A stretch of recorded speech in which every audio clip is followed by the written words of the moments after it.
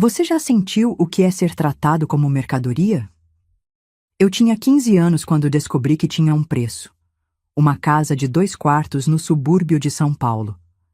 Minha própria mãe me entregou a um desconhecido numa manhã abafada de janeiro de 1975. Lembro de cada detalhe como se o tempo houvesse congelado naquele momento. O cheiro de café que impregnava nosso barracão de madeira na favela do Heliópolis, o vestido florido dela, o melhor que tinha, e seus olhos vermelhos que evitavam encontrar os meus. É só por um tempo, Teresa, ela dizia, enquanto dobrava minhas 3 mudas de roupa numa sacola de feira. A família do seu Altino vai te tratar bem, você vai estudar lá, é uma oportunidade. Suas mãos tremiam, mas sua voz tentava soar firme. Da janela, vi o Opala verde musgo estacionado na rua de terra, o homem de terno cinza encostado nele, fumando e consultando o relógio. Um homem que dizia ser dono de uma imobiliária e que havia feito à minha mãe uma proposta que ela não pôde recusar. O pastor Joel, nosso vizinho e confidente da minha mãe desde que papai nos abandonara 3 anos antes, estava ali também. Foi ele quem apresentou o seu Altino como um homem de Deus que ajudava famílias necessitadas. Foi ele quem convenceu minha mãe que aquilo era uma bênção, uma solução para nossas dificuldades.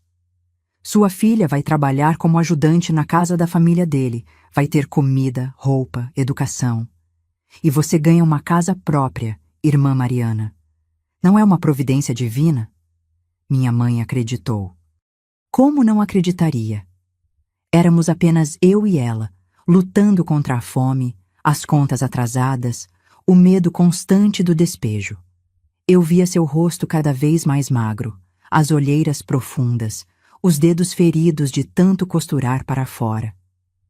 Todo domingo, ela levantava as mãos calejadas na igreja e agradecia pelo pouco que tínhamos, sempre acreditando que o Senhor providenciaria.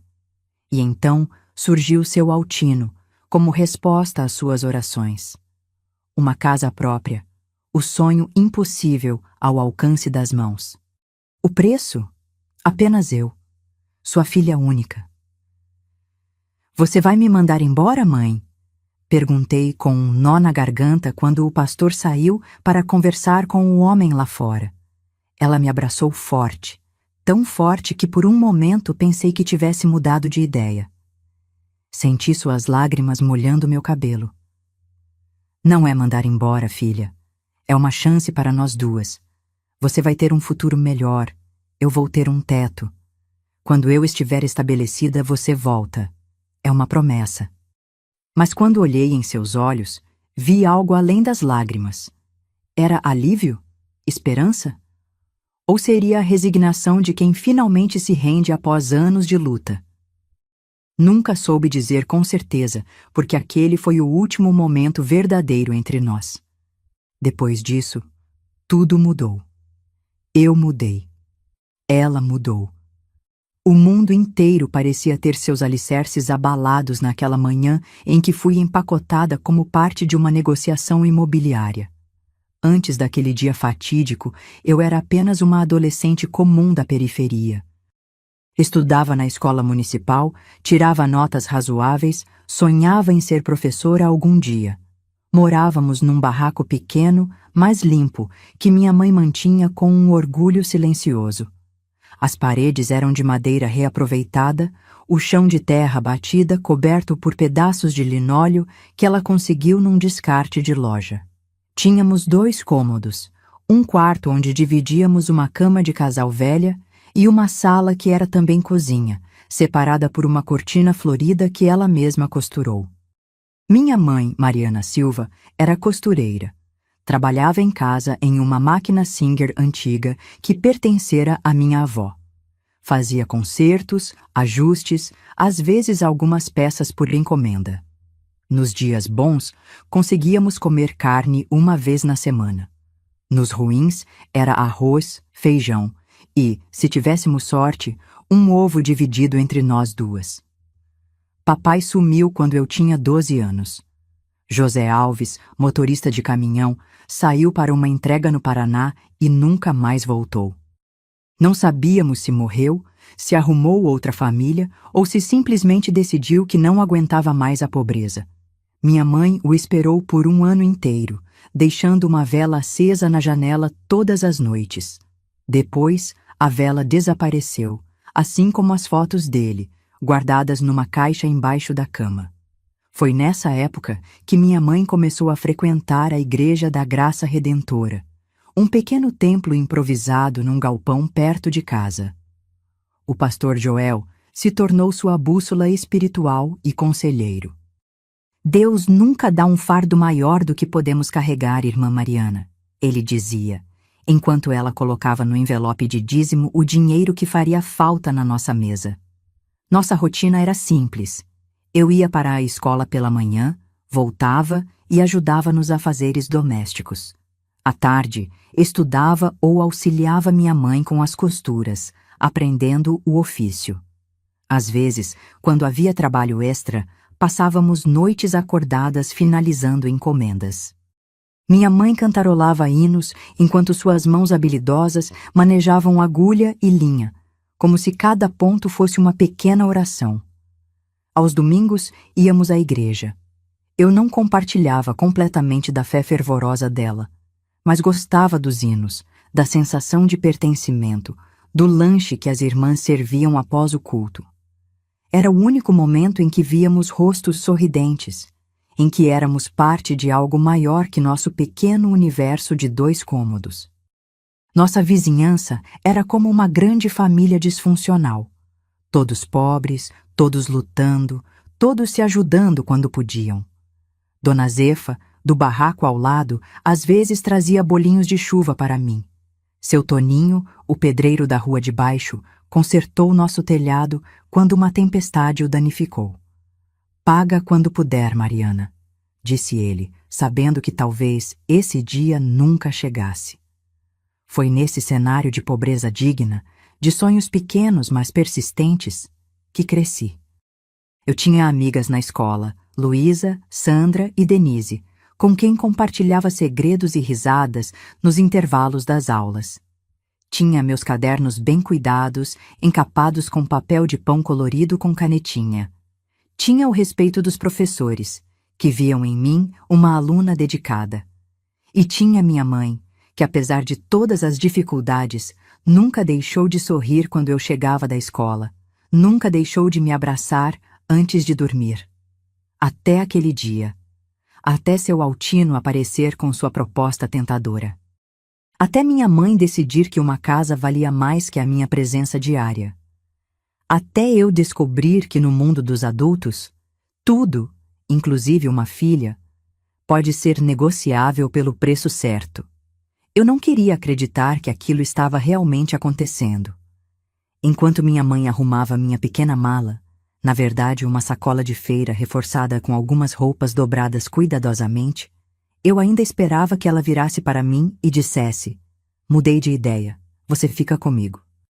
Mas suas mãos continuavam o trabalho metódico, seus olhos evitando os meus. "São pessoas boas, Teresa", ela repetiu pela 3ª vez, como se tentasse convencer a si mesma.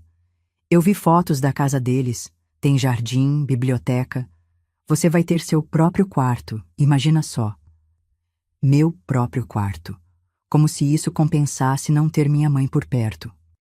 Na sala, ouvia a voz grave de pastor Joel conversando com seu Altino, discutindo detalhes como se falassem de um negócio qualquer, não do futuro de uma adolescente. Frases soltas chegavam até mim. Documentação da casa, período de adaptação, mensalidades escolares. Aquelas palavras entravam como facas em meu peito. Eu já tinha ouvido histórias. Na escola circulavam rumores sobre meninas que iam trabalhar em casas de família e acabavam em situações terríveis. Sandra, minha amiga, tinha uma prima que foi para o Rio de Janeiro como empregada doméstica e voltou 6 meses depois, grávida e sem querer falar sobre o que acontecera. Esses pensamentos me aterrorizavam. Mãe, Eu tentei mais uma vez, segurando suas mãos entre as minhas, interrompendo o dobrar mecânico das roupas. Por favor, não faz isso. Eu posso trabalhar depois da escola, posso ajudar mais nas costuras, posso... Não tem outro jeito, filha, ela cortou, finalmente olhando nos meus olhos. Vi ali não apenas tristeza, mas uma determinação que me assustou. A gente vai ser despejada no fim do mês. O dono do terreno vendeu tudo para uma construtora. Todo mundo aqui vai ter que sair. As outras famílias têm parentes, têm para onde ir. Nós não temos ninguém. Foi como um soco no estômago. Ela não tinha me contado sobre o despejo. Talvez para me poupar da preocupação, talvez porque ela mesma não quisesse acreditar. De repente, a proposta de seu Altino ganhou uma nova dimensão. Não era apenas uma troca, era, na mente dela, uma questão de sobrevivência. Você disse que ia tocar na novena para conseguir dinheiro extra, argumentei, lembrando das aulas de violão que ela havia insistido que eu fizesse com seu Juvenal, músico aposentado que dava aulas de graça para crianças do bairro. Eles só pagam 10 cruzeiros por noite, Teresa. Precisaríamos de meses para juntar o suficiente para o aluguel de um quarto de cortiço. Ela respirou fundo antes de continuar. Seu Altino está oferecendo uma casa, filha. Uma casa de verdade, com escritura no meu nome. Nunca mais teríamos que nos preocupar com despejo. E você ficaria lá só até eu me estabelecer, arrumar um trabalho melhor, talvez na fábrica de tecidos. 2 anos no máximo, prometo. 2 anos. Uma eternidade para mim naquele momento. E ainda assim, uma mentira que nenhuma de nós duas acreditava verdadeiramente. O chamado veio da sala, a voz do pastor Joel, soando forçosamente jovial. Estão prontas, minhas queridas? Seu Altino tem outros compromissos hoje. Outros compromissos. Outras vidas para negociar. Outros sonhos para destruir. Minha mãe fechou a sacola e me encarou. Seus olhos estavam secos agora, como se as lágrimas tivessem acabado, como se ela tivesse chegado a uma paz interior com sua decisão. É hora, Teresa. Quando saímos para a sala, vi o pastor Joel e seu Altino apertando as mãos, como fechando um acordo. Sobre a mesa, um envelope pardo que imaginei conter os documentos da casa. Minha mãe se aproximou e pegou o envelope com mãos trêmulas. Seu Altino sorriu para mim, um sorriso que não alcançava seus olhos frios. Era alto, de traços finos, cabelo grisalho penteado para trás, terno impecável apesar do calor. Vamos, menina, o motorista está esperando. Motorista? Só então percebi que o Opala verde tinha um homem ao volante, um sujeito corpulento de óculos escuros. Meu coração acelerou. Posso me despedir da minha mãe? Ele fez um gesto magnânimo com a mão, como quem concede um grande favor. Abracei minha mãe com toda a força, sentindo seu cheiro de lavanda barata, o mesmo perfume que ela usava apenas em ocasiões especiais. Ela acariciou meu cabelo, sussurrando. Vai dar tudo certo. Tenha fé. Eu te amo mais que tudo nessa vida. Quando nos separamos, vi uma lágrima solitária escorrer por sua face. Foi a última imagem que guardei dela naquele dia, parada na porta do nosso barraco, segurando o envelope contra o peito, como se ele contivesse sua salvação, enquanto eu era levada para longe no carro de um estranho. O Opala verde deslizava pelas ruas de São Paulo, afastando-se cada vez mais da favela do Heliópolis.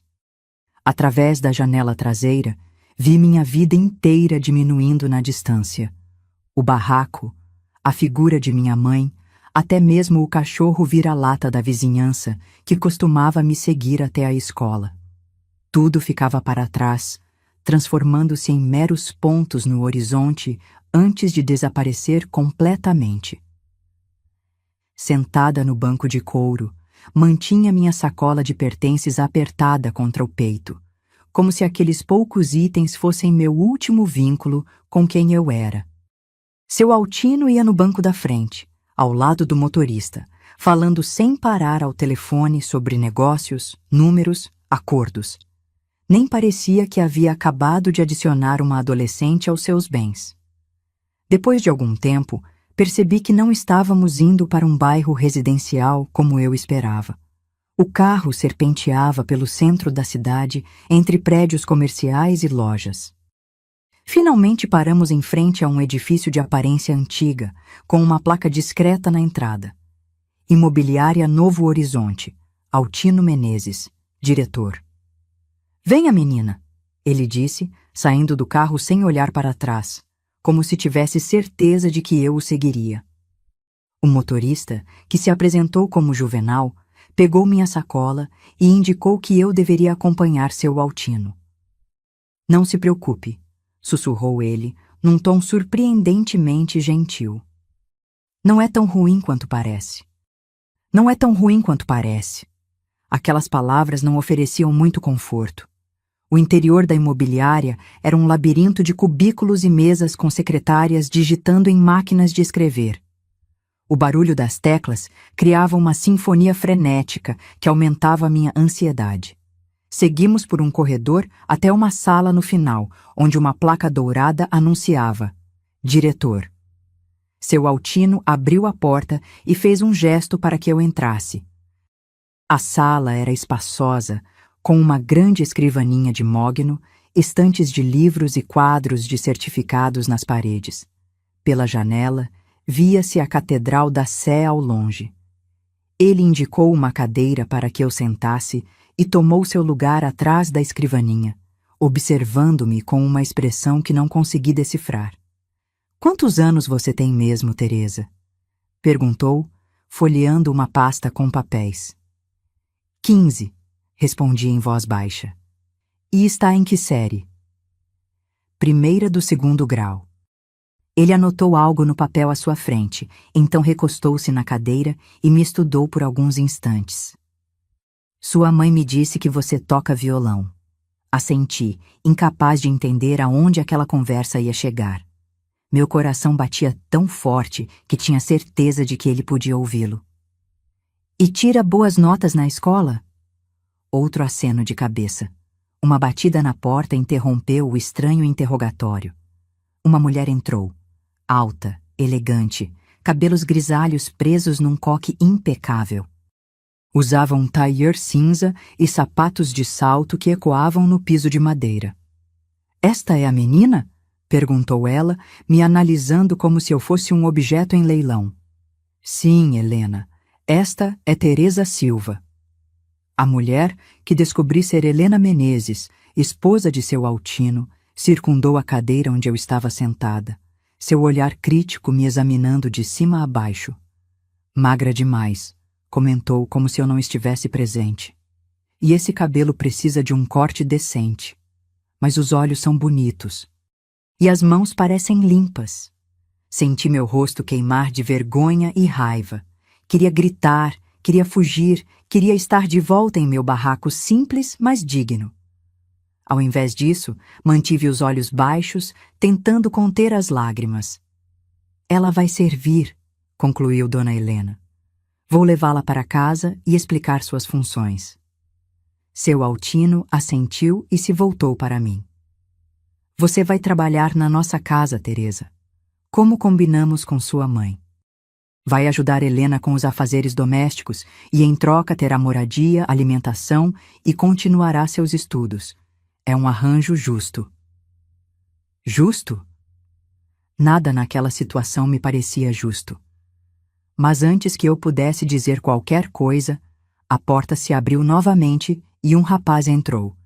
Devia ter uns 20 e poucos anos, alto como seu Altino, mas com traços mais suaves, cabelos castanhos caindo sobre os olhos, que ergueu surpreso ao me ver. Pai, desculpe interromper. Precisava pegar. Ele se deteve, olhando de mim para os pais, confuso. Quem é ela? Esta é Teresa, respondeu seu Altino com naturalidade. Vai trabalhar para nós. Teresa, este é meu filho, Ricardo. Ricardo franziu o senho, parecendo desconcertado. Trabalhar para nós? Como assim? O que aconteceu com a dona Jurema? Jurema pediu demissão semana passada, lembra? Esta menina vai substituí-la. Ela parece ter a minha idade, protestou Ricardo, me encarando com uma mistura de curiosidade e algo que parecia ser preocupação. Tem 15 anos e precisa do emprego, cortou Dona Helena. Não é da sua conta, Ricardo. Veio buscar o quê? Estamos ocupados. O rapaz pegou alguns livros numa estante ao lado e, antes de sair, lançou-me um último olhar. Havia algo em seus olhos, uma espécie de desculpa silenciosa, que me intrigou e, de alguma forma, me deu um lampejo de esperança no meio daquele pesadelo. Assim que a porta se fechou, Dona Helena voltou-se para mim. Vamos, menina. O motorista vai nos levar para casa. No caminho, explicarei suas obrigações. Enquanto saíamos da sala, notei seu Altino abrir uma gaveta e colocar dentro dela o envelope pardo que continha os documentos da casa de minha mãe, a casa pela qual eu havia sido trocada. No carro, Dona Helena falava incessantemente sobre horários, tarefas, regras da casa. Eu mal escutava. Minha mente estava em pânico, tentando processar a realidade de minha nova vida. Olhando pela janela, vi as ruas arborizadas do bairro de Higienópolis surgirem. Prédios elegantes, mansões antigas, pessoas bem vestidas passeando com cachorros de raça. Um mundo completamente diferente do meu. Um mundo onde eu era apenas uma mercadoria, adquirida pelo preço de um imóvel no subúrbio. O quarto de empregada na casa dos Menezes era maior que o barraco inteiro onde eu vivia com minha mãe. Tinha uma cama de solteiro com um colchão firme, um armário pequeno mas funcional, uma mesinha com um abajur e até um minúsculo banheiro privativo. Em outras circunstâncias, eu poderia ter ficado impressionada com aquele luxo. Naquele momento, porém, tudo o que sentia era a solidão esmagadora de quem foi arrancada de sua vida. Depois que Dona Helena me mostrou o quarto e saiu, trancando a porta pelo lado de fora, por segurança, ela disse. Desabei na cama e finalmente dei vazão às lágrimas que estivera segurando. Chorei silenciosamente, com o rosto enterrado no travesseiro para abafar os soluços. Chorei pela minha mãe, pela nossa vida simples, pelos meus amigos da escola, pelo futuro que eu havia imaginado para mim. Chorei até sentir minha garganta doer e meus olhos incharem. Quando as lágrimas finalmente secaram, um vazio gelado tomou conta de mim. Era como se algo tivesse morrido dentro do meu peito. Aquela Teresa sonhadora, que acreditava no amanhã, parecia ter ficado para trás no Heliópolis, junto com o resto da minha vida. Sentei-me na beirada da cama e abri a sacola de feira com meus pertences. Entre as poucas roupas dobradas, encontrei minha maior surpresa, meu violão. Não o violão caro que os filhos das famílias ricas carregavam para as aulas particulares, mas um instrumento simples, de segunda mão, que seu Juvenal havia me dado quando percebeu que eu tinha talento. Como aquilo tinha ido parar ali? O violão mal cabia na sacola e eu tinha certeza de que não o havia colocado lá. Junto dele, um bilhete escrito com a caligrafia trêmula da minha mãe. Minha filha, não tive coragem de te entregar isto pessoalmente. Seu violão é a única coisa de valor que podemos chamar de nossa. Leve-o com você, continue tocando. A música vai ser sua companheira quando eu não puder estar. Logo estaremos juntas de novo. Com todo o meu amor, mãe. Apertei o bilhete contra o peito, enquanto uma nova onda de lágrimas surgia. Aquele pedaço de papel era meu único vínculo real com ela agora. Dobrei-o cuidadosamente e o escondi dentro do violão, prometendo a mim mesma que o guardaria para sempre. O som de uma chave na fechadura me sobressaltou. A porta se abriu e Dona Helena entrou, carregando um uniforme cinza simples, daqueles usados por empregadas domésticas. Vista isso, ordenou, colocando as roupas sobre a cama. Jantamos às 8 em ponto, e você deve servir a mesa. Antes disso, quero que tome um banho e penteie esse cabelo. Não quero uma selvagem servindo meus convidados. Meus dedos se fecharam instintivamente ao redor do violão, como se ele pudesse me proteger. Dona Helena notou o instrumento e franziu as sobrancelhas. O que é isso? Meu violão, respondi em voz baixa. Eu toco um pouco. Ela pareceu considerar por um momento antes de suspirar. Pode ficar com ele, mas só toque nos seus horários de folga e nunca quando houver visitas em casa. Não quero barulho. Já na porta, acrescentou. Tem meia hora para se arrumar. Não me faça esperar. Após ela sair, olhei para o uniforme com um misto de humilhação e raiva. Nunca havia me sentido tão pequena, tão insignificante. Em casa, apesar de toda a pobreza, eu era Teresa, filha, estudante, amiga, sonhadora. Ali, eu era apenas... O quê? Uma serviçal adquirida numa transação imobiliária? O banho que tomei foi como uma tentativa desesperada de lavar a sensação de sujeira que se instalara em minha alma. A água quente, um luxo que eu raramente tinha em casa, escorria por meu corpo enquanto eu tentava processar o que estava acontecendo. Era real? Eu havia realmente sido trocada por uma casa? Minha mãe realmente havia concordado com aquilo? Vesti o uniforme com movimentos mecânicos, observando meu reflexo no espelho do pequeno banheiro. A roupa cinza eliminava qualquer traço de individualidade, transformando-me em algo genérico, a empregada.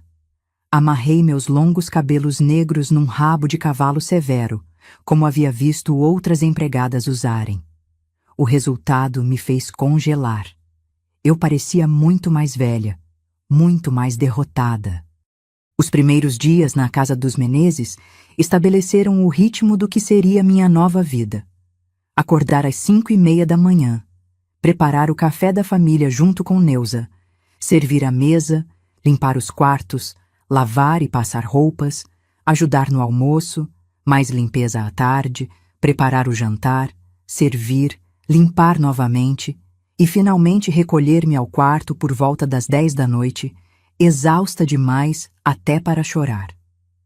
Dona Helena supervisionava cada tarefa com olhos de águia, pronta para apontar qualquer falha. Não é assim que se passa uma camisa social, menina? Esses pratos ainda têm manchas. O piso do banheiro não está brilhando como deveria. Suas críticas constantes me faziam sentir incompetente, incapaz, embora eu me esforçasse ao máximo para aprender e fazer tudo corretamente. No terceiro dia, quando quebrei acidentalmente uma xícara de porcelana enquanto lavava a louça do café da manhã, Dona Helena perdeu a paciência. Você tem ideia do valor dessa xícara? Era parte de um conjunto que trouxe da Europa, gritou ela, seu rosto a centímetros do meu. Vou descontar do seu pagamento. Talvez assim aprenda a ser mais cuidadosa. Pagamento? Que pagamento? Até aquele momento ninguém havia mencionado qualquer remuneração. Eu estava ali como parte de um acordo, uma troca sinistra que nem sequer compreendia completamente. Mas não ousei questionar. Apenas murmurei um pedido de desculpas e continuei trabalhando, engolindo as lágrimas. Uma semana se passou sem notícias da minha mãe. Eu esperava desesperadamente por algum contato, algum sinal de que ela se importava, de que estava planejando me trazer de volta. Cada vez que a campainha tocava, meu coração saltava, imaginando que poderia ser ela, mas nunca era. Numa tarde de domingo, meu suposto dia de folga, embora Dona Helena sempre encontrasse algo urgente para eu fazer, encontrei Ricardo na varanda dos fundos, lendo um livro. Ele ergueu os olhos quando me viu e, para minha surpresa, sorriu. Oi, Teresa, como você está se adaptando? Hesitei, desconfiada daquela gentileza inesperada. Estou me esforçando, senhor. Senhor? Ele riu, um som surpreendentemente caloroso. Tenho só 22 anos. Por favor, me chame de Ricardo. Ficamos em silêncio por alguns momentos antes dele perguntar, em voz mais baixa. Você está aqui porque quer mesmo? A pergunta me pegou desprevenida. Ninguém ali havia demonstrado o menor interesse em minha vontade até então.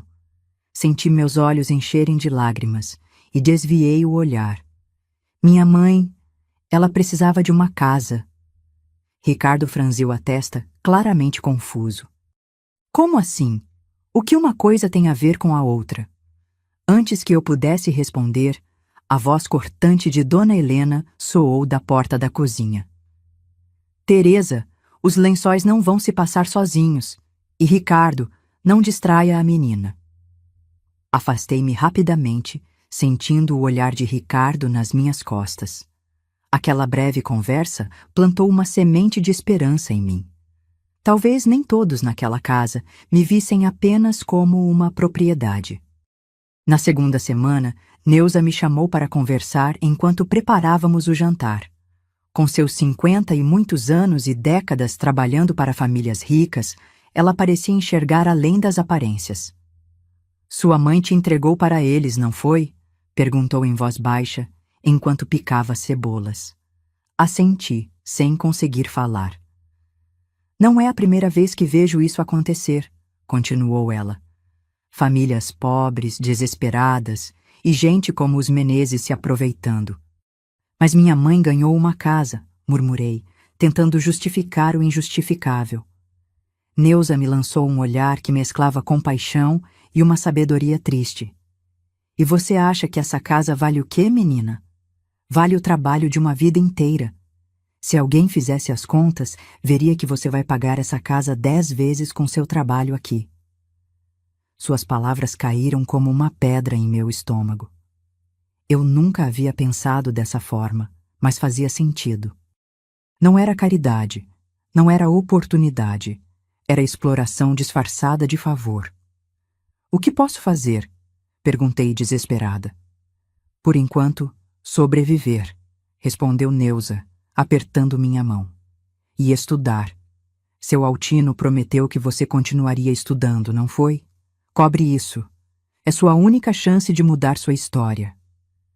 Naquela noite, depois que todos foram dormir, tirei meu violão do esconderijo que havia encontrado no fundo do armário. Toquei baixinho, apenas sentindo as cordas sob meus dedos, lembrando-me de quem eu era antes de tudo aquilo. A música sempre havia sido meu refúgio, minha forma de expressão quando as palavras falhavam. Com lágrimas escorrendo silenciosamente, toquei a canção que minha mãe mais gostava.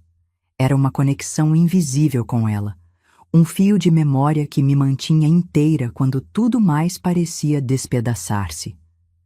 Enquanto tocava, fiz uma promessa a mim mesma. Aquela situação não me definiria. De alguma forma, eu encontraria forças para transformar aquela humilhação em algo diferente. O que eu não sabia ainda era quanto essa promessa custaria. E como o destino tinha planos surpreendentes para uma menina que havia sido trocada por uma casa. Após um mês na casa dos Menezes, consegui finalmente abordar seu Altino sobre a promessa de continuar estudando. Encontrei-o sozinho no escritório numa manhã de sábado, enquanto eu limpava as prateleiras. Senhor, quando poderei voltar à escola? Perguntei, tentando manter a voz firme apesar do nervosismo. Foi parte do acordo que eu continuaria estudando. Seu Altino ergueu os olhos dos papéis que examinava, como se tivesse esquecido completamente desse detalhe. Ah, sim, os estudos, disse, ajustando os óculos. Vou providenciar sua matrícula no colégio estadual do bairro. Você frequentará as aulas à noite, depois de cumprir suas obrigações aqui. Aquilo era menos do que eu esperava, mas ainda assim, uma vitória. Estudar à noite significaria ainda menos horas de descanso, mas eu estava disposta a fazer qualquer sacrifício para manter minha educação. 2 semanas depois, comecei a frequentar o Colégio Estadual Conselheiro Lafayette, a 10 quadras da mansão. Eu saía correndo após servir o jantar, assistia às aulas exausta após um dia inteiro de trabalho e voltava quase à meia-noite para ainda organizar a cozinha para o dia seguinte. O contraste entre meus 2 mundos não poderia ser mais gritante. Durante o dia, eu era a empregada invisível, a menina silenciosa de uniforme cinza. À noite, tentava ser apenas Teresa, uma estudante como qualquer outra, embora meus olhos cansados e mãos ásperas contassem uma história diferente. Fazer amizades foi meu primeiro grande desafio. Os outros alunos do noturno eram, em sua maioria, adultos trabalhadores ou jovens problemáticos que haviam sido expulsos do turno diurno. Ninguém parecia interessado na garota quieta do fundo da sala que mal conseguia manter os olhos abertos durante as aulas. Um dia, durante a aula de português, a professora Cecília pediu que escrevêssemos uma redação sobre nossos sonhos para o futuro. Enquanto meus colegas reclamavam da tarefa, eu me vi paralisada diante da folha em branco. Sonhos? Que sonhos poderia ter alguém na minha situação? Quando finalmente comecei a escrever, foi como se uma represa tivesse se rompido. Escrevi sobre música, sobre liberdade, sobre dignidade. Escrevi sobre querer ser professora um dia, sobre ajudar outras meninas como eu. Escrevi com uma honestidade que me surpreendeu a mim mesma. Na semana seguinte, professora Cecília me chamou após a aula. Teresa, sua redação foi extraordinária, disse ela com um brilho nos olhos. Você tem um dom com as palavras. Já pensou em participar do concurso literário da escola? Baixei os olhos, constrangida. Não tenho tempo para atividades extras, professora. Trabalho durante o dia todo. Onde você trabalha? Perguntou ela gentilmente. Hesitei. Nenhum dos meus colegas ou professores sabia da minha situação exata. Numa casa de família, em Higienópolis. Algo em meu tom deve ter revelado mais do que minhas palavras, porque o olhar de Cecília mudou, tornando-se mais atento, mais preocupado.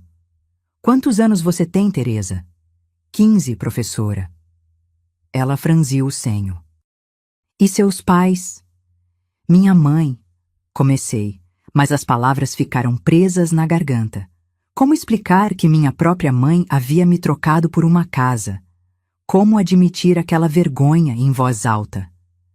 Está tudo bem, disse Cecília, vendo minha dificuldade. Mas saiba que você pode conversar comigo se precisar. E quanto ao concurso, pense com carinho. Você poderia escrever nos finais de semana, talvez? Concordei com a cabeça. Mais para encerrar a conversa do que por acreditar realmente que teria essa oportunidade. Meus finais de semana eram tão ocupados quanto os dias de semana. A única diferença era que eu limpava móveis antigos em vez de passar roupas.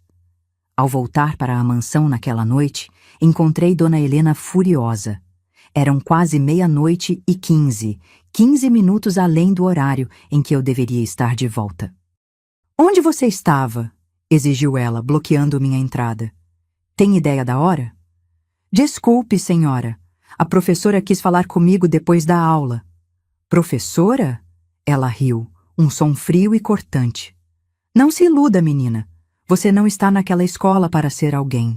Está lá porque foi parte do acordo. Seu lugar é aqui, servindo a esta família. Suas palavras me atingiram como um tapa, mas algo dentro de mim, talvez o eco das palavras de encorajamento da professora Cecília, me impediu de abaixar a cabeça como de costume. O acordo também incluía meu direito de estudar, respondi, surpresa com minha própria ousadia. E pretendo continuar fazendo isso. O rosto de Dona Helena se contorceu de raiva. Não se esqueça de quem você é e o que está fazendo aqui. Sua mãe te vendeu para nós. Você nos pertence. Aquela foi a primeira vez que alguém verbalizou tão cruamente a natureza da minha situação. Eu sabia, é claro, mas ouvir aquelas palavras pronunciadas em voz alta era diferente. Era como se o último véu de decência tivesse sido arrancado, revelando a verdade nua e crua da minha condição. Naquela noite, deitada na cama após completar minhas tarefas extras, Dona Helena havia me punido fazendo-me limpar todos os banheiros da casa. Senti algo novo crescendo dentro de mim. Não era apenas tristeza ou resignação. Era uma determinação furiosa, um desejo ardente de provar que ela estava errada. Eu não pertencia a ninguém, e de alguma forma, encontraria um caminho para fora daquela prisão. Inspirada pelas palavras da professora Cecília e movida pela raiva após o confronto com Dona Helena, decidi participar do concurso literário. Durante 3 semanas, usei cada minuto livre, enquanto esperava o ferro de passar e esquentar entre uma tarefa e outra, e principalmente nas madrugadas, quando todos dormiam, para escrever meu conto. Era a história de um pássaro que nasceu numa gaiola de ouro, vendido por sua mãe a uma família rica em troca de um ninho confortável. O pássaro cantava apenas para si mesmo nas horas mais silenciosas, sonhando com céus abertos que jamais havia conhecido. Uma metáfora óbvia, talvez, mas era o que meu coração precisava expressar. Quando entreguei o trabalho à professora Cecília, ela o leu na mesma hora e seus olhos brilharam de uma forma que me deu esperança. Por um momento, esqueci quem eu era e me permiti sonhar. 2 semanas depois, durante a cerimônia de premiação no auditório da escola, ouvi meu nome sendo chamado como vencedora da categoria juvenil. O mundo pareceu parar. Eu, Teresa Silva, a menina que havia sido trocada por uma casa, estava sendo aplaudida, reconhecida por algo que tinha criado. Com pernas trêmulas, subi ao palco. A diretora me entregou um certificado e um livro de contos brasileiros. Não era um prêmio luxuoso, mas para mim representava muito mais do que seu valor material. Era a primeira conquista verdadeiramente minha naquela nova vida. A euforia durou pouco. Ao retornar à mansão naquela noite, encontrei Dona Helena me esperando com uma cópia do jornal do bairro. Na página de cultura local, havia uma pequena nota sobre o concurso, com os nomes dos vencedores, incluindo o meu. "Que palhaçada é essa?" exigiu ela, agitando o jornal. "Você acha que está aqui para brincar de escritora? Para chamar atenção?" "Foi só um concurso escolar, senhora", tentei explicar. A professora insistiu. "Não me interessa. Você está aqui para trabalhar, não para se exibir. E se alguém reconhece seu nome? Se começam a fazer perguntas?" Só então compreendi sua verdadeira preocupação. Não era apenas sobre meu tempo ou minhas prioridades. Era sobre manter nossa situação em segredo. Uma menina de 15 anos trabalhando como empregada interna, sem contrato formal, sem salário real. Havia muito que os Menezes preferiam manter longe dos olhos públicos. "Você está proibida de participar de qualquer atividade escolar além das aulas regulares", decretou Dona Helena. "E vou conversar com Altino sobre a necessidade dessa escola. Já está aprendendo coisas demais para o seu próprio bem." O medo de perder meu único vínculo com o mundo exterior, a escola, me fez implorar. "Por favor, senhora, prometo não participar de mais concursos. Prometo ficar invisível, mas não me tire da escola." Algo em meu desespero deve tê-la satisfeito, porque ela apenas deu um sorriso frio. "Vamos ver se você consegue manter essa promessa. Agora vá limpar a prataria. Toda ela." Passei a madrugada polindo talheres de prata que já brilhavam, com o coração pesado e o certificado do concurso escondido sob meu colchão. Aquele momento de glória havia se transformado em mais uma humilhação. No dia seguinte, durante o café da manhã que eu servia em silêncio, Ricardo notou meus olhos inchados e as olheiras profundas. "Aconteceu alguma coisa, Teresa?" perguntou ele, quando os pais já haviam saído da mesa.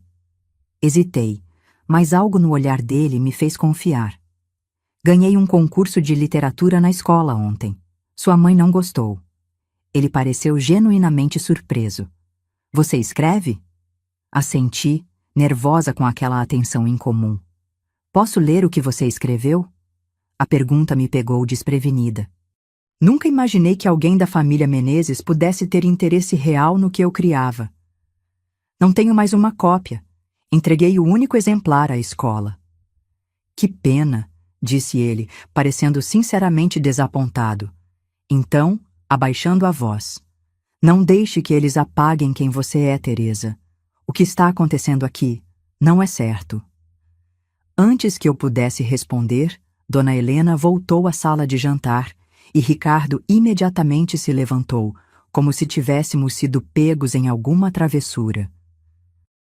Aquela breve conversa plantou algo em mim, a confirmação de que o que eu vivia não era normal, não era aceitável, não era justo. Mesmo alguém de dentro da família reconhecia isso. Nos meses seguintes, aprendi a manter minhas ambições escondidas. Continuei escrevendo, mas ocultava meus textos em lugares que ninguém procuraria, dentro da capa do colchão, atrás do espelho rachado do banheiro, entre as cordas do meu violão. Tornei-me especialista em guardar partes de mim longe dos olhares dos Menezes. Na escola, quando a professora Cecília me incentivava a participar de novas atividades, eu declinava educadamente. Via a decepção nos olhos dela, mas não podia arriscar perder aquele pequeno espaço de liberdade que as aulas representavam. Uma noite, encontrei Ricardo na biblioteca da casa, selecionando alguns livros. Todos os outros já haviam se recolhido. Teresa, chamou ele quando eu tentava passar despercebida para terminar minhas tarefas. Trouxe algo para você. Ele me estendeu um caderno novo, de capa dura. Para você escrever suas histórias. Mamãe nunca entra no meu quarto, então pode esconder lá, na terceira prateleira da estante, atrás dos livros de direito. A gentileza inesperada me deixou sem palavras. Estendi a mão para pegar o caderno, mas quando nossos dedos se tocaram, algo estranho aconteceu. Um calor subiu pelo meu rosto e percebi que Ricardo corava também. Retirei a mão rapidamente, confusa com aquela sensação desconhecida. Obrigada, murmurei, mas acho melhor não. Seria um problema se descobrissem. Ele pareceu desapontado, mas assentiu. Entendo, mas a oferta continua de pé. E se precisar de livros para ler, pode pegar qualquer um daqui. Direi que estou lendo-os, se alguém perguntar. Naquela noite, deitada em minha cama após o dia exaustivo, pensei em Ricardo e seu gesto de bondade. Era perigoso, eu sabia, permitir-me sentir qualquer simpatia por um membro daquela família. Eles eram meus captores, não meus amigos. E ainda assim, aquela pequena gentileza havia tocado algo em mim que eu pensava estar morto. Com essa confusão de sentimentos, adormeci, sonhando com páginas em branco esperando para serem preenchidas e com a possibilidade, por menor que fosse, de que nem todos naquele mundo hostil eram meus inimigos. 6 meses se passaram desde minha chegada à casa dos Menezes. O inverno chegava ao fim quando recebi a primeira e única carta da minha mãe. Neuza a entregou escondida, com um olhar de cumplicidade. Chegou ontem, mas a patroa interceptou. Consegui pegar antes que ela destruísse. Com mãos trêmulas, levei o envelope para meu quarto, esperando ansiosamente o fim do dia para poder lê-lo em privacidade. Quando finalmente tive um momento só meu, abri o papel barato com cuidado, como se fosse um tesouro frágil. A letra irregular da minha mãe cobria a página. Querida filha, espero que esta carta te encontre bem. Sei que prometi que ficaríamos juntas novamente logo, mas as coisas não estão saindo como planejei. A casa que recebi tinha problemas na documentação.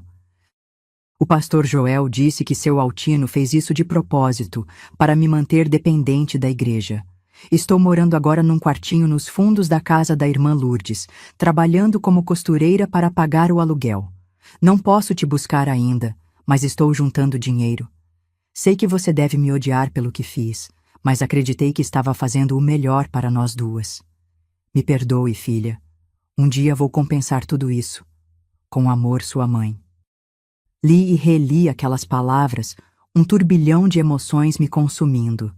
Raiva, tristeza, frustração e uma pontada de algo que eu não queria admitir. Alívio por saber que ela ao menos pensava em mim, que se arrependia. Mas o que significava aquela carta, além de confirmar o que eu já suspeitava. Os Menezes e o pastor haviam enganado minha mãe, assim como a mim. Éramos peças num jogo cruel, que não compreendíamos inteiramente. Aquela noite, no entanto, também marcou uma virada. Se minha mãe não viria me resgatar, eu precisaria encontrar uma forma de resgatar a mim mesma. A carta me deu um novo propósito: não apenas sobreviver, mas escapar, construir uma vida digna por meus próprios meios. Na semana seguinte, tomei uma decisão arriscada. Procurei a professora Cecília após a aula. "Professora, quero prestar o vestibular no ano que vem", anunciei, surpreendendo-a e a mim mesma com minha determinação. Cecília me olhou com uma mistura de admiração e preocupação. "Teresa, isso é maravilhoso, mas você está apenas no primeiro ano do ensino médio. Faltam 2 anos para você concluir." "Posso fazer supletivo", respondi, já tendo pesquisado a possibilidade. "Posso estudar por conta própria para os exames. Sei que é difícil, mas preciso tentar." Vendo minha determinação, Cecília assentiu lentamente. "Vou te ajudar. Posso preparar materiais de estudo e conversarei com outros professores. Mas, Teresa, tenho que perguntar: por que tanta pressa?" Hesitei. Quanto poderia revelar? Minha situação, onde vivo, não é permanente. Preciso construir um caminho próprio, o mais rápido possível. Ela parecia querer fazer mais perguntas, mas respeitou meu silêncio. O tempo passava, e minha determinação crescia junto com minha compreensão do mundo. A biblioteca da família Menezes se tornou meu refúgio secreto. Com a ajuda clandestina de Ricardo, que deixava a porta destrancada nas noites de quarta-feira, quando seus pais saíam para o jantar beneficente, eu devorava livros sobre tudo: história, literatura, matemática avançada. 1 ano havia se passado desde minha chegada àquela casa. Eu completara 16 anos sem nenhuma celebração, apenas com um bilhete discreto da professora Cecília e um lápis novo que Ricardo deixou sobre minha cama. A cada dia que passava, eu sentia minha identidade sendo forjada no fogo das adversidades. "Você está ficando muito sabida para o seu próprio bem", comentou Dona Helena certa tarde, quando me pegou resolvendo os exercícios de matemática de Ricardo, que encontrei esquecidos sobre a mesa. Empregada que sabe demais acaba achando que merece mais. Engoli a resposta que queimava em minha garganta. Aprendi que sobreviver naquela casa significava escolher cuidadosamente minhas batalhas. Neuza, a cozinheira que se tornara minha única amiga adulta naquela casa, me chamou para a cozinha depois do incidente. "Menina, você precisa ser mais esperta", sussurrou ela, cortando cebolas com vigor. "Não deixe que vejam o que você sabe. Guarde seu conhecimento como se guarda dinheiro, escondido, mas sempre à mão quando precisar." O conselho de Neuza mudou minha estratégia. Passei a atuar como se fosse menos inteligente do que realmente era. Fingia dificuldade em tarefas simples quando Dona Helena estava por perto, mas quando sozinha, estudava com uma intensidade feroz. Comecei a guardar cada centavo das pequenas gorjetas que às vezes recebia quando servia aos convidados em jantares especiais. Foi nessa época que descobri algo surpreendente. Seu Altino não era realmente dono de uma imobiliária. Era apenas um corretor que trabalhava para uma incorporadora maior, especializada em negócios obscuros envolvendo terrenos na periferia. A casa que minha mãe recebera era parte de um loteamento irregular, sem documentação adequada. Descobri isso por acidente, ouvindo uma conversa acalorada entre ele e um sócio na biblioteca quando pensavam que estavam sozinhos. "O esquema com o pastor está ficando arriscado demais", dizia o homem desconhecido. "Já são 5 famílias que cederam filhos em troca de casas que mal valem o papel do contrato." Aquela revelação foi como um soco no estômago. Não era apenas eu. Havia outras pessoas como eu, Outros adolescentes, separados de suas famílias, através de um esquema cruel que explorava a pobreza e a fé. Precisei de toda a minha força para continuar servindo o chá e sair da sala como se não tivesse ouvido nada. Naquela noite, fiz uma promessa a mim mesma. Não seria apenas a minha liberdade que eu buscaria. De alguma forma, encontraria um jeito de expor aquele esquema e ajudar os outros que, como eu, haviam sido negociados como mercadoria. A menina assustada que chegou àquela casa 1 ano antes estava desaparecendo. Em seu lugar, crescia uma jovem mulher determinada, que aprendera a transformar sua dor em propósito. Eu ainda não sabia como, mas encontraria um caminho para a justiça. Meu plano começou a tomar forma quando completei 17 anos. Após quase 2 anos na casa dos Menezes, eu conhecia cada canto, cada rotina, cada segredo daquela família.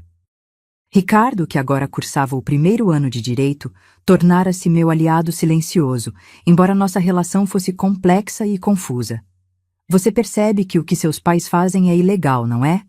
Perguntei a ele numa tarde em que estudávamos na biblioteca. Eu fingindo limpar as estantes enquanto absorvia o conteúdo de seus livros universitários. Ele baixou o olhar, a culpa evidente em seu rosto. Sempre soube que era errado. Só recentemente entendi que também é crime. Ricardo havia mudado ao longo dos meses. As aulas de direito despertaram nele uma consciência que seus pais nunca cultivaram. Começamos a trocar bilhetes escondidos. Ele me passava informações sobre os negócios do pai, eu registrava tudo meticulosamente num caderno oculto sob o assoalho solto do meu quarto minúsculo. Foi em março de 1977 que a tensão chegou ao limite. Dona Helena havia entrado em meu quarto durante minha ausência e encontrado meu caderno de anotações. Quando voltei da escola, privilégio que mantive apenas porque Ricardo convenceu os pais que seria suspeito me tirar da educação formal, ela me esperava com olhos flamejantes de ódio. Então é isso que você faz? Espiona nossa família? Anota nossos negócios? Ela segurava o caderno como se fosse algo contaminado. Depois de tudo que fizemos por você, sua ingrata. Meu sangue gelou. 2 anos de anotações, provas, nomes, datas. Tudo estava nas mãos dela. Mas algo em mim havia mudado permanentemente. Não me encolhi, não abaixei os olhos. A senhora chama de ingratidão. Eu chamo de justiça, respondi, surpreendendo a nós duas com minha firmeza. O que vocês fizeram comigo e com outros adolescentes é crime. Tráfico de pessoas, trabalho análogo à escravidão, fraude imobiliária. O tapa veio rápido e forte, deixando minha face ardendo. Mas permaneci de pé, os olhos fixos nos dela. Você não é ninguém, sibilou ela. Sua própria mãe te vendeu por uma casa caindo aos pedaços. Quem vai acreditar em você contra nós? Eu vou. A voz de Ricardo soou da porta. Ele estava pálido, mas determinado. Eu testemunharei sobre tudo o que vi e ouvi nesta casa nos últimos anos. Dona Helena empalideceu. Ricardo, o que está dizendo?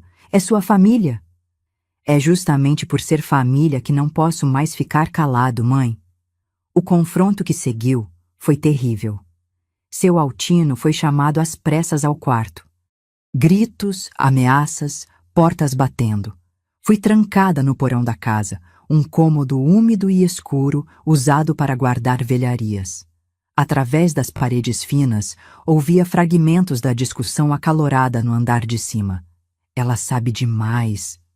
Não podemos simplesmente... O pastor pode ajudar a resolver.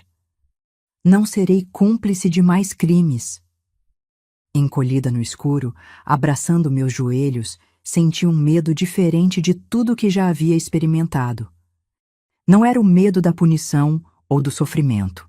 Era o medo de que tudo que havia construído, todas as provas que havia reunido, todo o plano de expor aquele esquema criminoso fosse destruído naquela noite. As horas se arrastavam.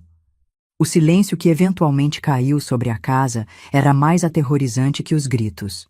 O que estariam planejando para mim? Minha mente corria por cenários terríveis. Foi então que ouvi o rangido da fechadura. A porta do porão se abriu lentamente, revelando não Ricardo ou os Menezes, mas Neuza, a cozinheira, com uma expressão de urgência no rosto enrugado. "Vamos, menina", sussurrou ela. "Não temos muito tempo."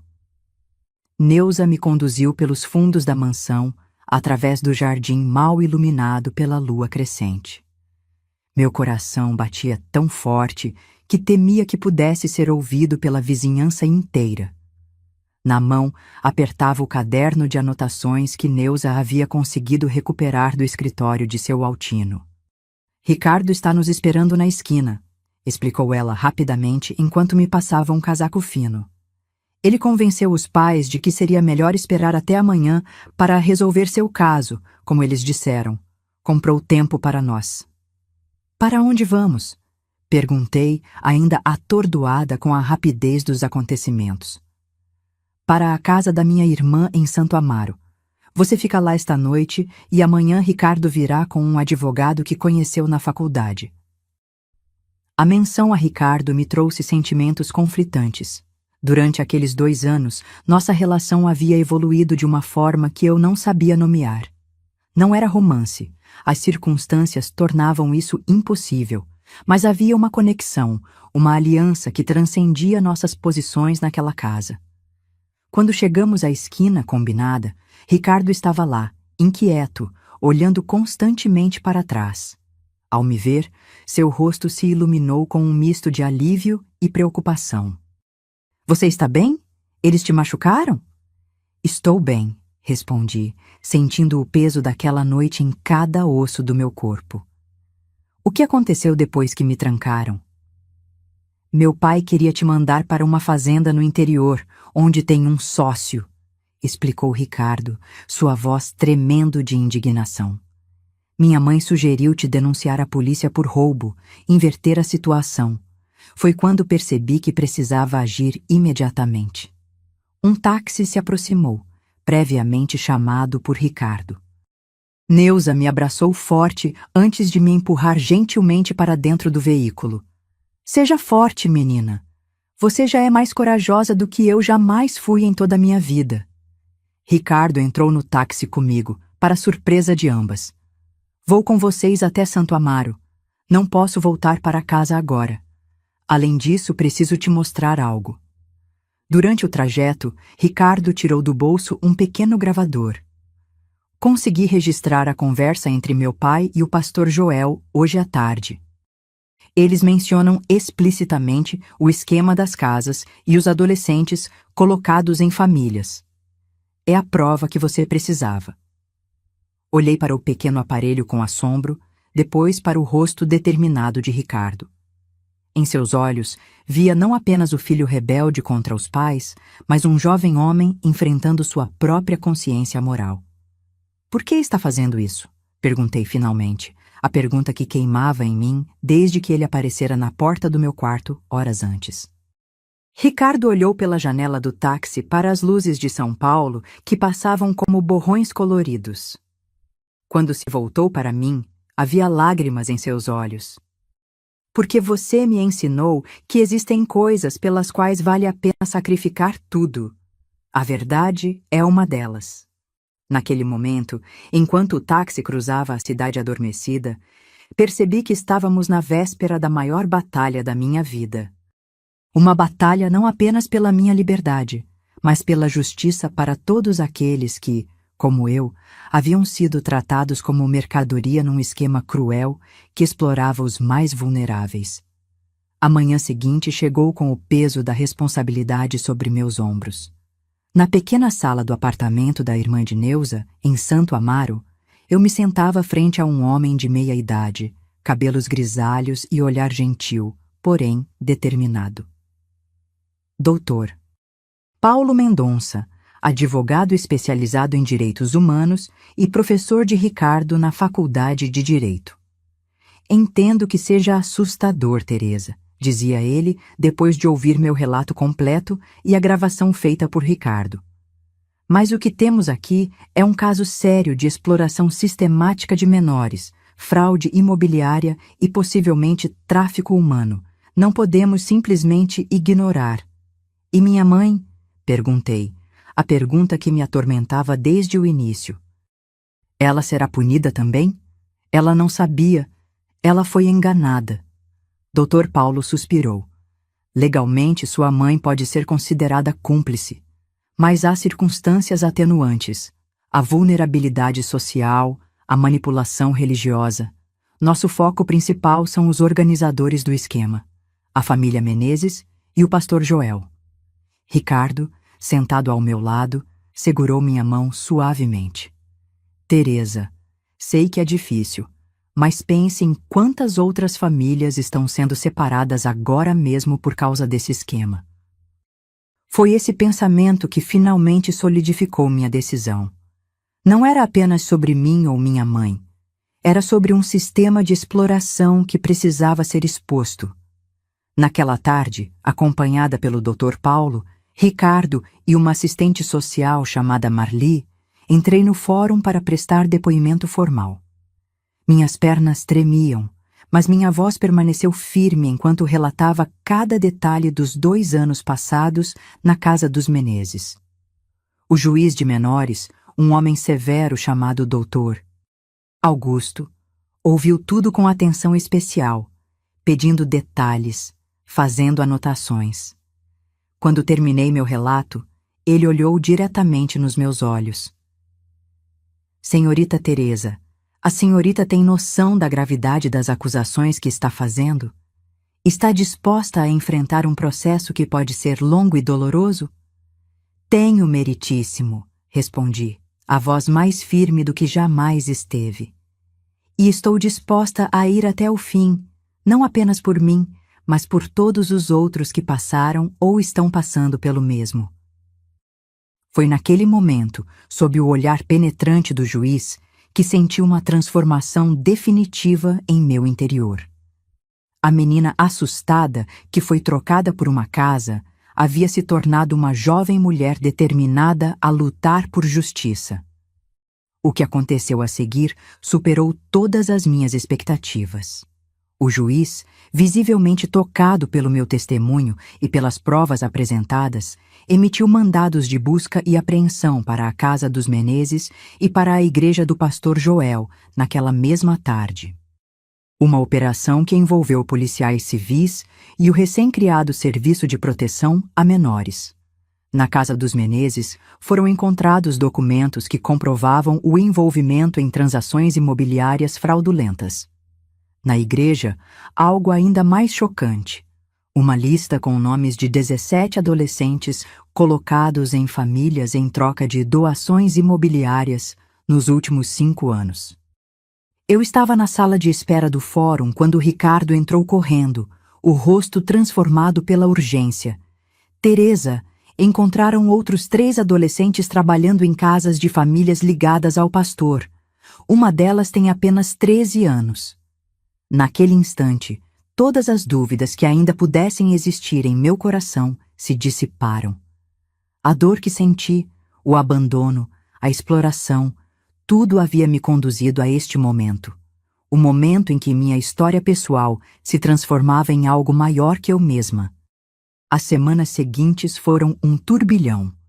Meu nome foi protegido por ser menor de idade, mas a operação que desmantelou o esquema de tráfico humano disfarçado de caridade religiosa ganhou as manchetes dos principais jornais de São Paulo. Pastor e corretor, presos por esquema de exploração de menores, anunciava o estado de São Paulo. Adolescentes trocados por casas, o esquema que chocou a cidade, dizia outra manchete.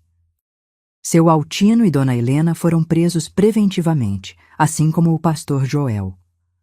Os adolescentes encontrados em situação semelhante à minha foram encaminhados para casas de acolhimento enquanto suas famílias eram localizadas e a situação legal avaliada.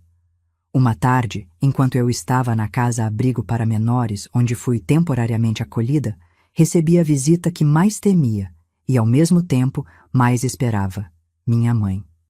Ela entrou hesitante na pequena sala de visitas, envelhecida além de seus 40 anos. Seus olhos, antes sempre alertas e orgulhosos, apesar da pobreza, agora estavam baixos, carregados de vergonha. Por um momento, ficamos em silêncio, o peso de 2 anos de separação forçada entre nós. Filha, ela começou, a voz quebrando. Não sei nem por onde começar a te pedir perdão.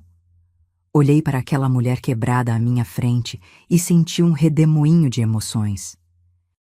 Raiva, mágoa, compaixão, amor, tudo misturado de forma confusa em meu peito. Por quê, mãe?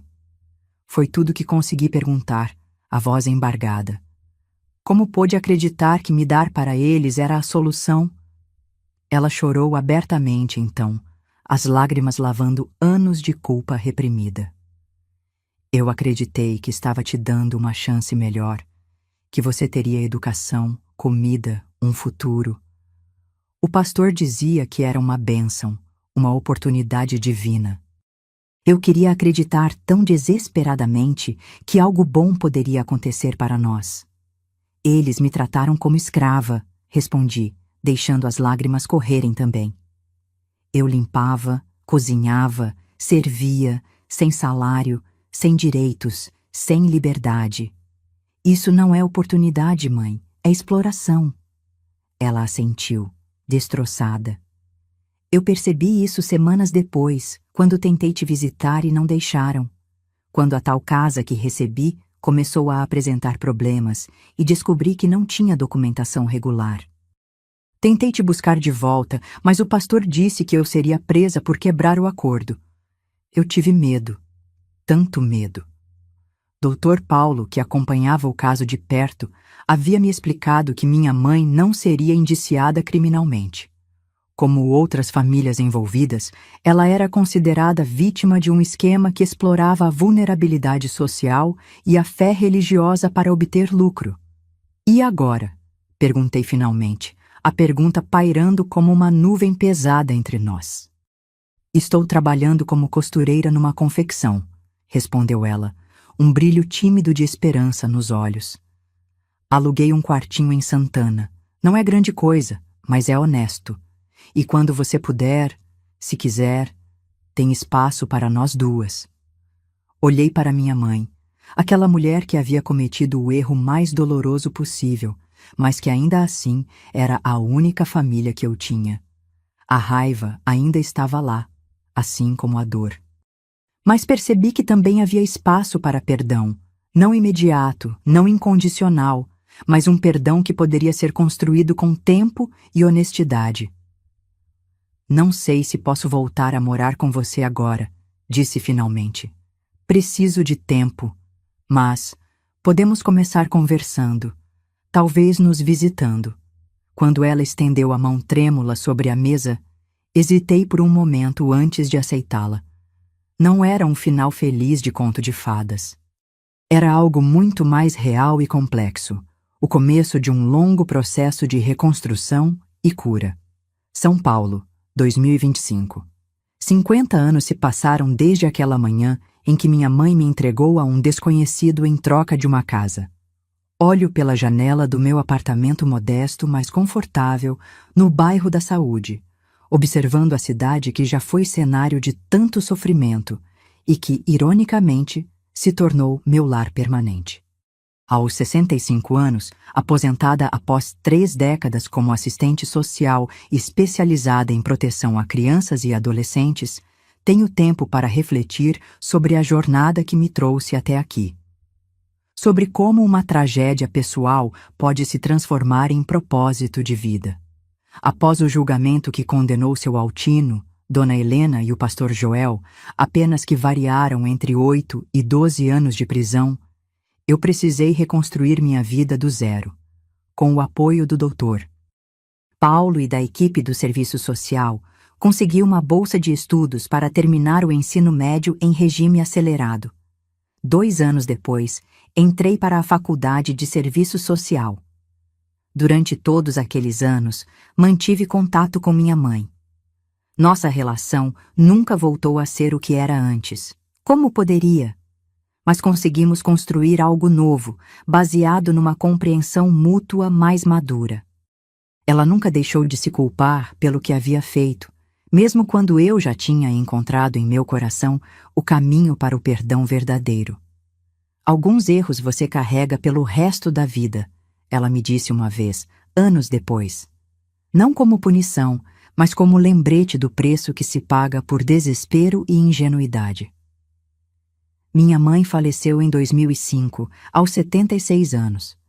Estive ao lado dela nos últimos momentos, segurando sua mão como ela não pôde segurar a minha naquele momento crucial da minha adolescência.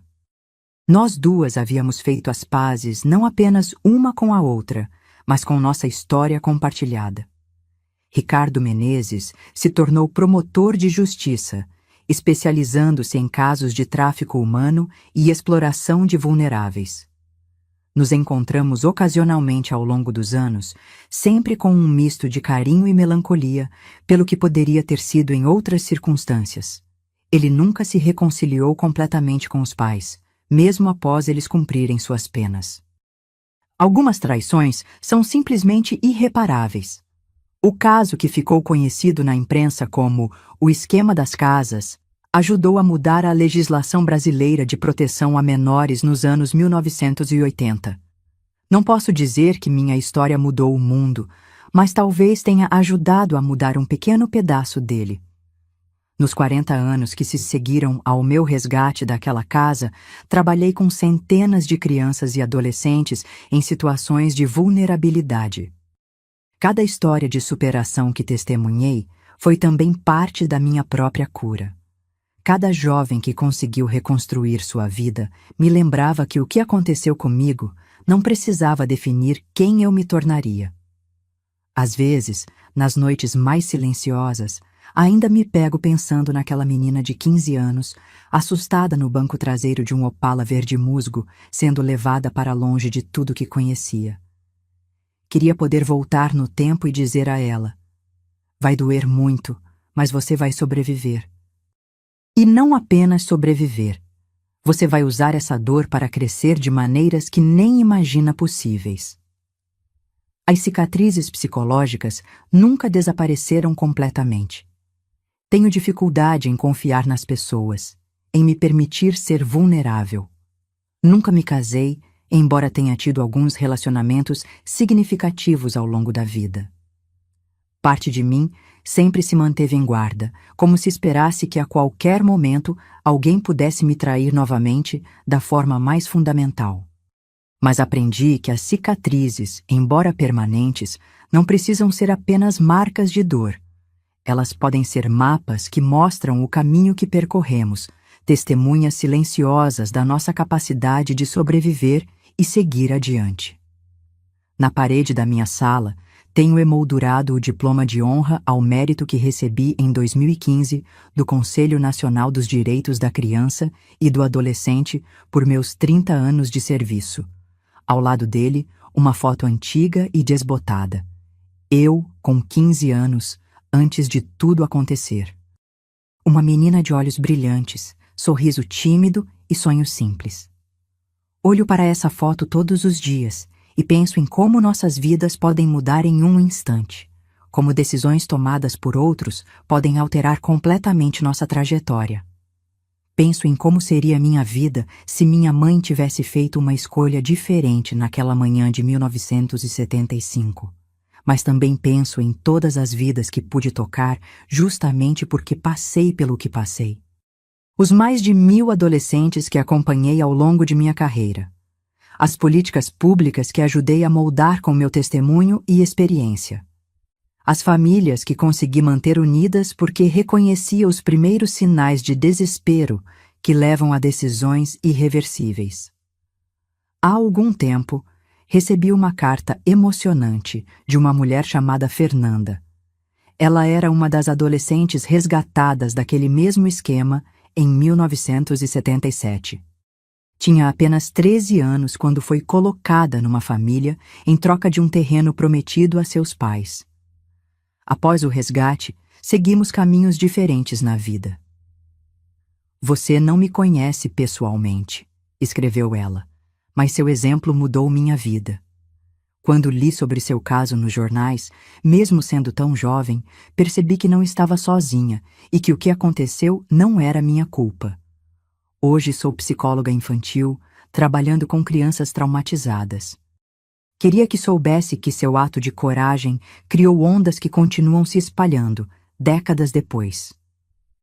Essa carta me lembra que nossas histórias pessoais, por mais dolorosas que sejam, têm o poder de transcender nosso sofrimento individual e tocar outras vidas. Que nossa vulnerabilidade, quando compartilhada com propósito, pode se tornar força para outros.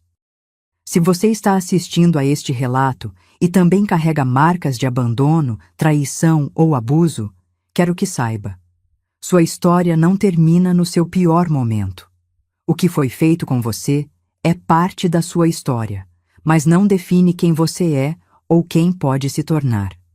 Por muito tempo, me defini como a menina que foi trocada por uma casa.